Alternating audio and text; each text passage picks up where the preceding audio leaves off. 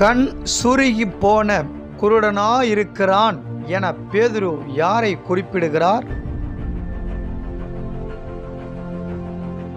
கர்த்தருடைய முக்கியமான வார்த்தைகளை மீண்டும் மீண்டும் போதிப்பதில் கொஞ்சம் கூட சோர்ந்து போகாத போதகர் யார்?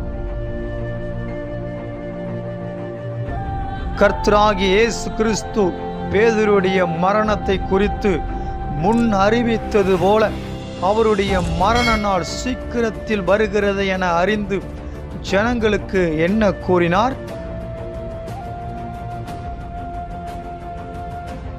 ஒன்றுக்கும் பிரயோஜனமற்ற கட்டுக்கதைகளை நம்பி அதை பின்பற்றி வாழ்கிற மக்கள் நாங்கள் அல்ல, கண்ணார கண்டு அறிவிக்கிறோம் என கூறிய சீஷர் யார்?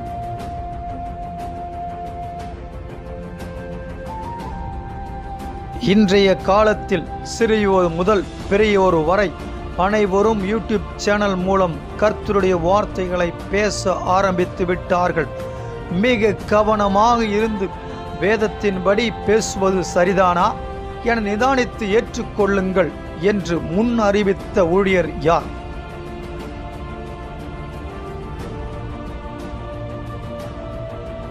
பொருளாசி உடையவர்களாய் தந்திரமான வார்த்தைகளால் வசைப்படுத்தி காணிக்கை வாங்கும் ஊழியர் அநேகர் உண்டு.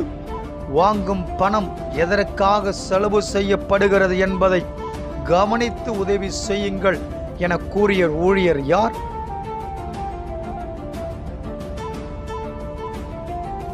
சாத்தான் கூட பெருமையினால் விழுந்து போனான்.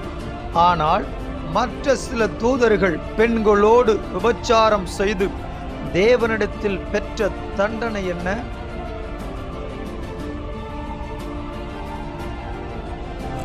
பாவத்தின் பட்டணம் என சொல்லக்கூடிய அந்த இடத்தில் கூட பாவம் செய்யாமல் நீதிமானாக்கப்பட்ட பரிசுத்தவான் யார்? பேசாத மிருகம் கூட மனுஷர் பேச்சை பேசி ஒருவனுடைய முட்டாள்தனமான பாதையை திசை திருப்பியது அந்த மிருகம் எது?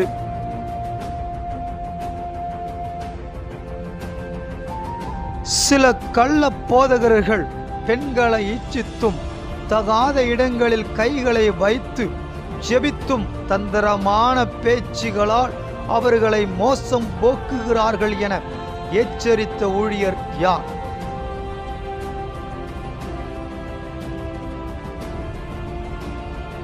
நாய் தான் கக்கினதை தின்னவும் கழுவப்பட்ட பன்றி சேற்றிலே புரளவும் திரும்பினது என்ற பழமொழியை பேதுரு யாருக்கு உதாரணமாக கூறினார்?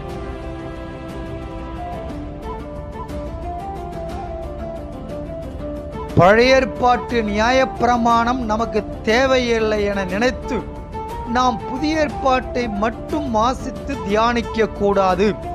பழைய ஏற்பாட்டு தீர்க்கதரிசன வார்த்தைகளையும் நினைவு கூறும்படி தியானியுங்கள் என்ற ஊழியர் யார்?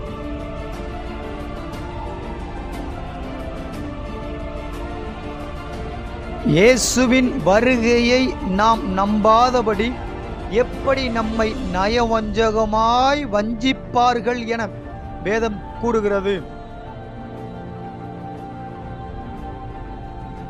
பிரியமானவர்களே, பல நாள் காத்திருந்து நன்மை பெறாமல் கண்ணீர் சிந்தி கதறி அழலாம். ஆனால் பல நாள் சிந்திய கண்ணீருக்கும் அழுகையின் கூக்குரலுக்கும் ஒரே நாளில் கர்த்தர் பதில் கொடுப்பார். அவருக்காக காத்திருங்கள் என்ற ஊழியர் யார்?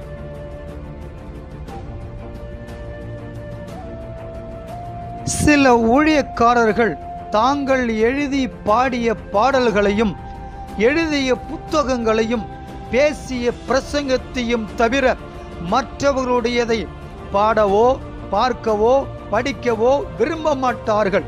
ஆனால் அப்படி இருக்கக்கூடாது என்பதற்கு முன்மாதிரியாக இருந்தவர் யார்?